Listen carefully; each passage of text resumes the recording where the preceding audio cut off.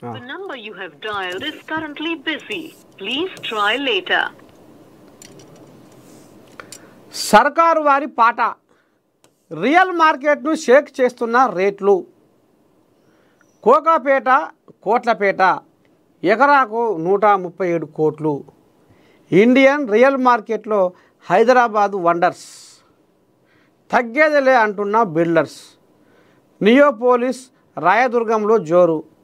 Best Hyderabad క్రేజ్కు shock అవుతున్న industry.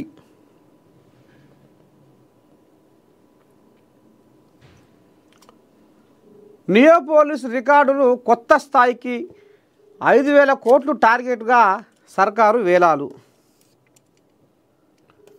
కోకాపేటలో అంటే 100 కోట్లు అయిపోతున్నాయి. హైదరాబాదు రియల్ ఎస్టేటు మరోసారి జాతీయ అంతర్జాతీయ మార్కెట్లను షాక్ గురిచేసింది. సరే, ఫోన్ బిజీ వస్తుంది, చేస్తుందేమో చూద్దాం.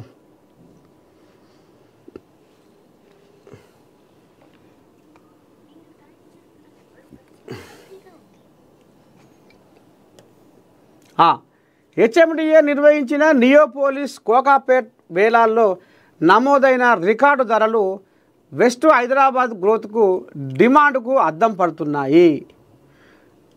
నియోపోలిస్ దగ్గర సోమవారం నిర్వహించిన వేలంలో రికార్డు స్థాయి రేటుకు ప్లాట్లు అమ్ముడుపోయాయి. ఎకరం ధర 137 చిల్లర కోట్లు పలికి రికార్డు సృష్టించింది. హెచ్ఎండిఏ అధికారులు ప్లాట్ నెంబర్ 17, 18కి వేలం నిర్వహించారు. అధికారిక సమాచారం ప్రకారం ప్లాట్ నెంబర్ 17లో 4.59 ఎకరాలు ఉండగా ఈ వేలంలో ఎకరానికి 136.50 కోట్లు పలికింది. ప్లాట్ నెంబర్ 18లో 5.31 ఎకరాలు ఉండగా ఎకరానికి 137.25 కోట్లు పలికింది. వేలంలో 9.90 ఎకరాలకు గాను హెచ్ఎండిఏకి రూపాయలు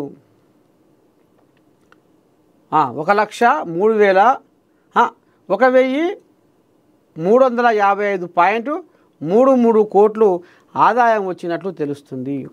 కోకాపేటలో మిగిలిన భూములను నవంబర్ 28వ తేదీన హెచ్ఎండిఏ అధికారులు వేలం వేయనున్నారు. కాగా నియోపోలిస్ లేఅవుట్లో అంతర్జాతీయ స్థాయి సౌకర్యాలు అందుబాటులో ఉండడంతో దిగ్గజ రియల్ ఎస్టేట్ సంస్థలు పెద్ద ఎత్తున పోటీ పడుతున్నాయి. అంతేకాకుండా ఇక్కడ ఎన్ని అంతస్తులు నిర్మించాలన్న దానిపై పరిమితి కూడా లేదని తెలుస్తుంది. ఫ్లోర్స్ విషయంలో లిమిట్ లేకపోవడంతో కమర్షియల్ రెసిడెన్షియల్ ప్రాజెక్టులు నిర్మించుకునే అవకాశం ఉన్నట్లు తెలుస్తుంది. ఈ ప్రాజెక్టు అటు ఓఆర్ఆర్కు ఇటు రాయదుర్గం ఐటీ కంపెనీలకు దగ్గరగా ఉండడంతో కోకాపేట భూముల ధరలు ఆకాశాన్ని అంటుతున్నాయి. ఈ ఒక్క వేలం ద్వారా కోకాపేట రియల్ ఎస్టేట్ విలువలు పీక్లో ఉన్నాయని నియోపోలిస్ హబ్ దేశంలో అత్యంత ఖరీదైన ప్రీమియం కారిడార్గా మారిందని స్పష్టమైంది. నియోపోలిస్ రికార్డులు రియల్ ఎస్టేట్ మార్కెట్ను కొత్త స్థాయికి తీసుకెళ్ళాయి. ఇక ఇది కథ చూస్తున్నారులా, రియల్ మార్కెట్ను షేక్ చేస్తున్న రేట్లాట కోకాపేట కోట్లపేట. ఇంకో డీకే అరుణ అంటూ చూడు. ఎంపీ డీకే అరుణ ఏ రకంగా అంటుందంటే, అధికారంలోకి వచ్చిన 2 ఏళ్ళు గడిచినా ఇందిరమ్మ గుర్తుకు రాలేదా, ఎన్నికలు వస్తున్నాయని ఇప్పుడు గుర్తుకొచ్చిందా అని ఆమె ప్రభుత్వాన్ని ప్రశ్నించారు. సోమవారం నారాయణపేటలో ఏర్పాటు చేసిన విలేకరుల సమావేశంలో ఆమె మాట్లాడుతూ